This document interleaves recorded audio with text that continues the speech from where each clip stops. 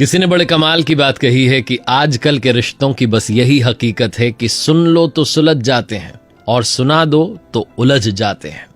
नमस्ते, my FM से मैं हूं आरजे कार्तिक। एक बड़ी छोटी सी कहानी, एक लड़की की कहानी जो कॉलेज जाता था और अपनी मां से बारंबार जिद करता था कि मां मुझे बाइक दिला दो।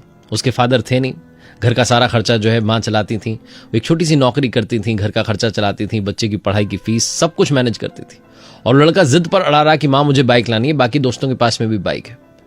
मां उसे बार बार समझाती कि बेटा जब तुम कुछ काम करने लग जाओ, जॉब करने लग जाओ तो ले आना, बाइक लाओ, कार लाओ, जो मर्जी लाओ, अभी घर की स्थिति नहीं है।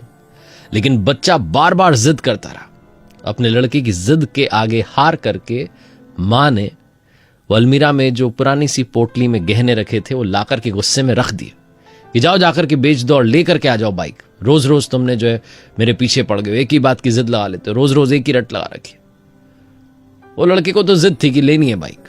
वो पोटली लेकर के चला गया जूलर की शॉप पर और जाकर के उसने जूलर के सामने वो पोटली रख दी और बोला कि लो, ये गहने हैं, क्या इसका दाम लगाओगे बताओ।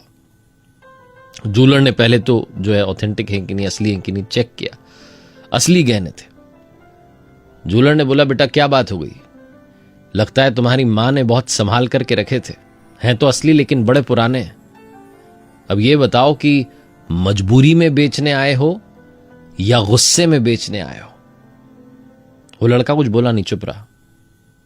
जूलर बार बार पूछता रहा तो लड़के ने बताया कि मुझे बाइक लेनी है, बाकी लोगों के पास में, दोस्तों के पास में बाइक है, मेरे पास बाइक नहीं है। कोई तरीका है, मैं जाता हूं बस में धक्के खाते हुए, मुझे बाइक लेनी है।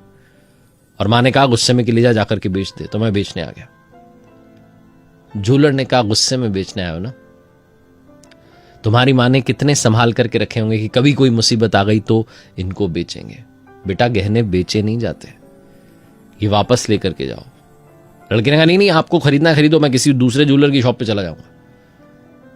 जूलर ने तब एक पर्ची जो है उस पर लिखना शुरू किया कि बेटा तुम ये गहने लेकर के जाओ और बाइक के पैसे मैं दे रहा हूं, किश्त पर बाइक उठा लो। जब तुम नौकरी करने लग जाओ तो आकर के मुझे जो है सारी किश्तें चुका देना, तब तक ध्यान रखना यहां साइन करके जाओ। लड़की की आंखों में चमक थी और साथ में एक लर्निंग थी कि कभी गहने बेचने नहीं है। फिर उसने पूछा कि आप ये सब कर क्यों रहे हो, क्या मिलेगा आपको ये सब करके, मदद करना चाह रहे हो, दया का भाव है। जूलर ने जो बोला ना वो बात इस कहानी का सार है। जूलर ने बोला कि बेटा मैं नहीं चाहता कि कल को मेरी बेटी को भी गुस्से में आकर के ऐसे गहने बेचने पड़ जाए। लड़का गया घर पर और मां को जाकर के वो जो पोटली थी गहनों की दे दी कि लो मां। मां को लगा कि बच्चे को समझ आ गई। उसने बोला नहीं मां, मैं बाइक तो लूंगा, वो अंकल ने मुझे ना ये किश्त पर जो है वो पर्ची बना के दी, कहने किश्त पर जाकर के बाइक ले लो, जब मैं नौकरी करने लगूंगा उनको जो है चुका दूंगा पैसे। ना बोली समझदार हो गया मेरा बेटा। बहुत छोटी सी कहानी है जो ये समझाती है कि गहने कभी बेचे नहीं जाते।